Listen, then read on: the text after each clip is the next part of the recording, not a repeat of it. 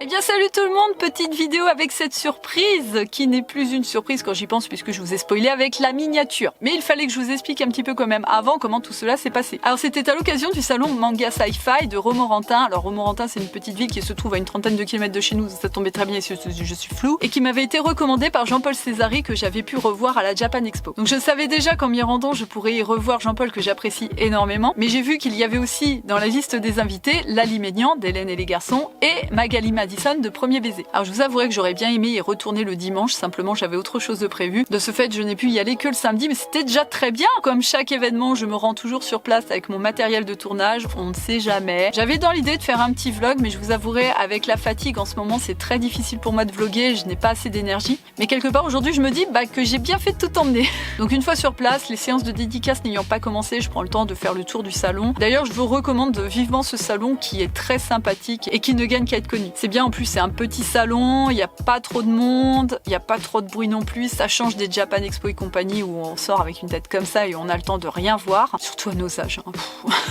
Et là les séances de dédicace débutent, je me mets dans la file d'attente pour Lali Ménian. J'en profite pour commencer à tourner quelques images sans savoir trop ce que j'allais en faire. Une fois que c'était à mon tour, on échange rapidement quelques mots avec son mari aussi. Et là elle me pose la question, est-ce que je connaissais le salon? Je lui réponds que c'est Jean-Paul qui m'en avait parlé, qui m'avait conseillé de venir. Évidemment elle est surprise, elle me demande si je connais bien Jean-Paul. Je lui explique que je l'avais déjà invité lors d'un live sur ma chaîne YouTube et que depuis on a gardé un peu le contact. Et à ce moment-là, naturellement, je lui propose si ça l'intéresse de venir faire un live sur ma chaîne à l'occasion. Donc sur l'instant, elle avait l'air plutôt intéressée et là, elle me propose autre chose, de faire l'interview après la séance de dédicace. Ah, je suis très touchée de cette proposition. Je lui dis ok, pas de problème, j'ai tout ce qu'il faut en plus pour tourner, donc ça tombe plutôt bien. Mais simplement, je n'avais strictement rien préparé.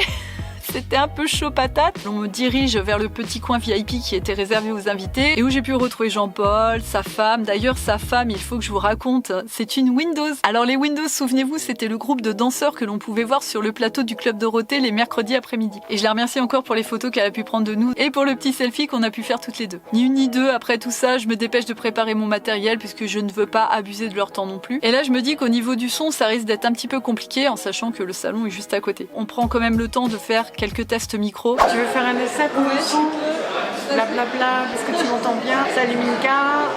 Mon bon vieux micro que j'ai depuis la création de ma chaîne, mais malheureusement il ne peut pas faire de miracle non plus, il y a quand même un bruit environnant, c'est pour ça que je vous ai mis des sous-titres. Alors je sais que j'aurais pu utiliser mon micro-cravate, mais je vous avouerai, il m'a déjà fait faux bon. Et c'est que plusieurs jours après que je me suis dit, mais Minka, tu as un smartphone avec un microphone et tu aurais pu récupérer le son de ton... Enfin, bref, bon la prochaine fois j'utiliserai le smartphone, même si je trouve que ça fait un peu bizarre, non?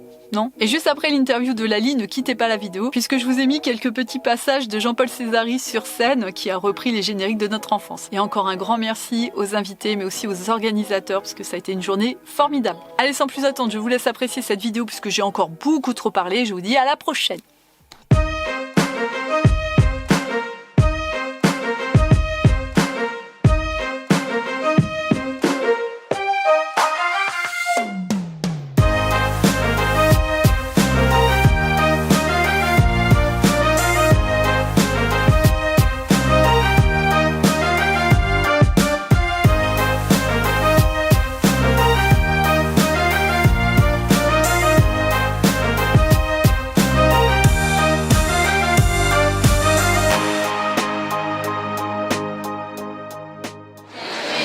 Bonjour Lali. Salut Minka.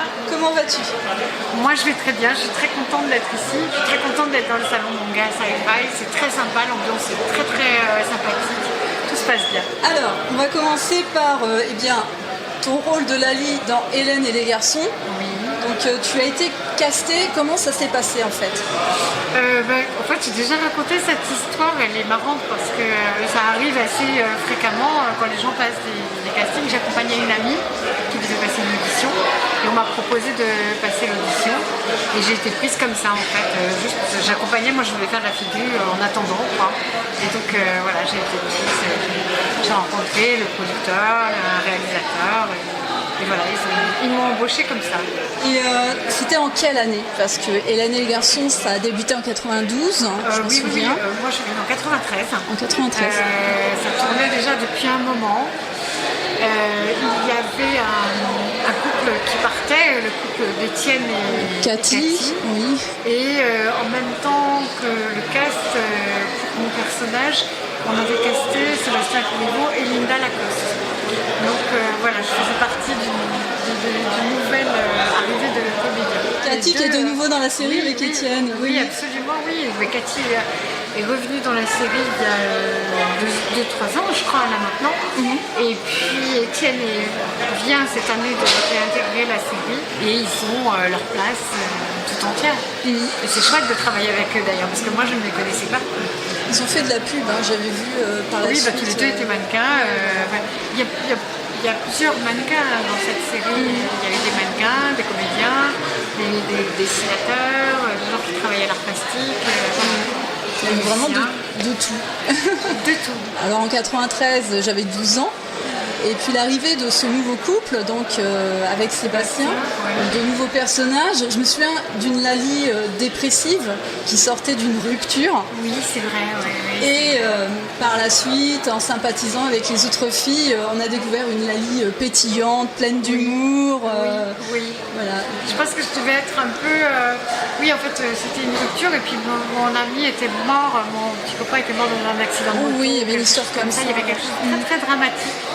Et je pense que il y avait besoin d'un personnage un peu comique, un peu pétillant, parce que les filles étaient un peu comme des icônes, très belles et comment dirais-je, très façonnées. Hein. Donc voilà. Et donc il y avait le rôle de Karine Nolichon qui faisait Karine, et puis qui était un peu la peste de service, une grande brune. Et il fallait une qui fasse sourire un peu. Et donc, quelque part, j'ai fait le job. Voilà. Et tu l'as très bien fait. Quel âge tu avais à l'époque? À quel âge j'avais à l'époque? Oui, à l'époque, je devais avoir 21 ans. Je faisais mes études avec les photos, donc je devais avoir une vingtaine d'années.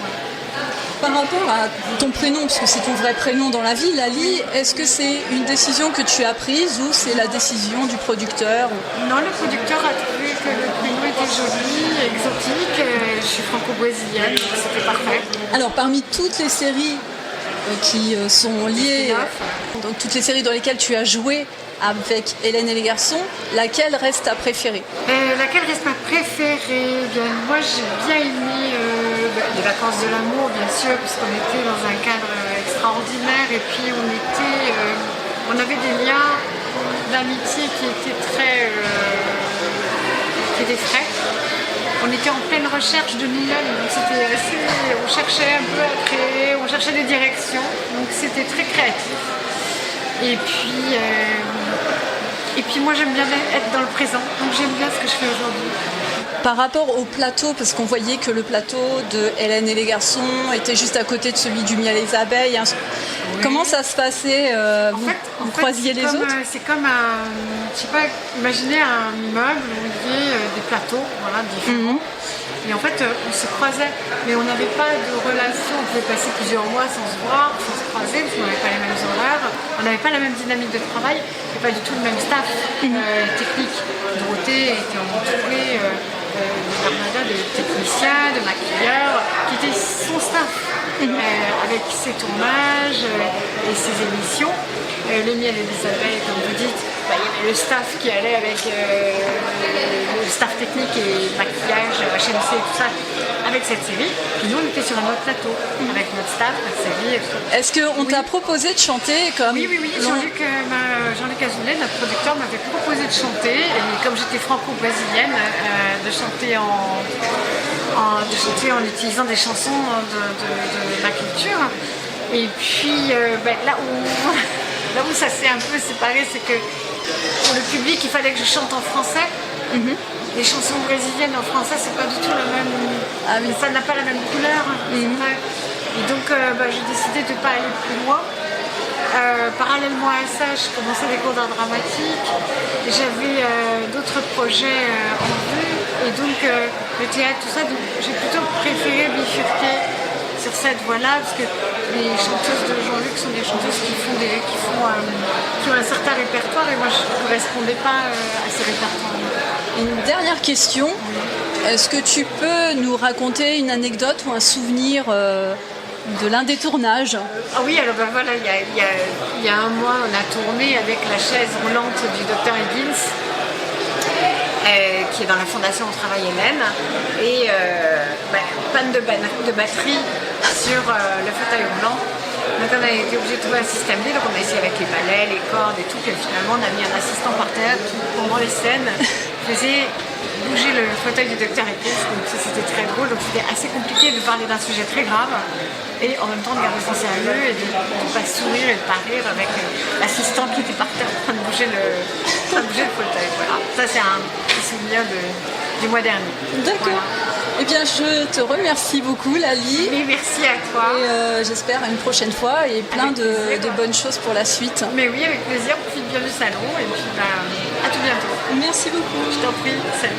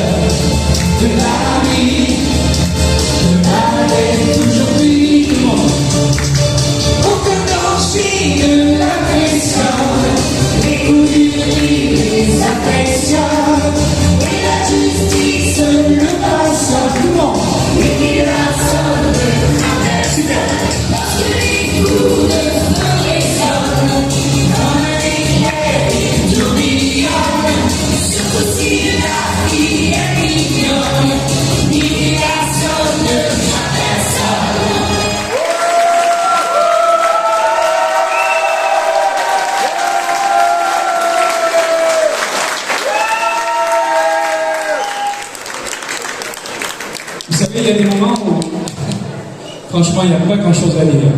Quand on a un accueil comme celui-là, franchement, je suis vraiment très ému et je vous dis tout simplement merci.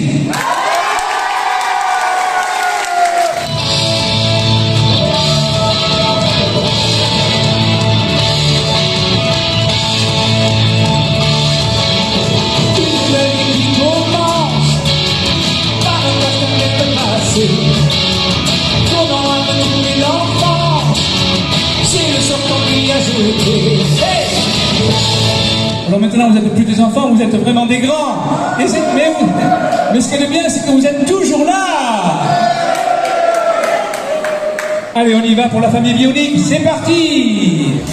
Un papa bionique, une maman bionique, un enfant bionique, c'est les bioniques.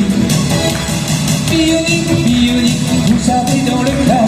Bionique, bionique, le courage est vainqueur. Bionique, bionique, pour un monde idéal. Bionique, bionique, contre le mal. Pour le petit, après Ninja, mon petit Nicolas. Faut travailler, faut pratiquer, sans jamais menacer. Est-ce que vous êtes prêts à chanter avec nous? Qui surgit, un coup de frein et de quitter, un coup de feu qui retentit, la justice appelle de Niki dans la chaleur de la nuit, le mal est toujours unique avec nous, parce que les coups de feu résonnent, comme un éclair et tourbillonnent, surtout si la vie est mignonne.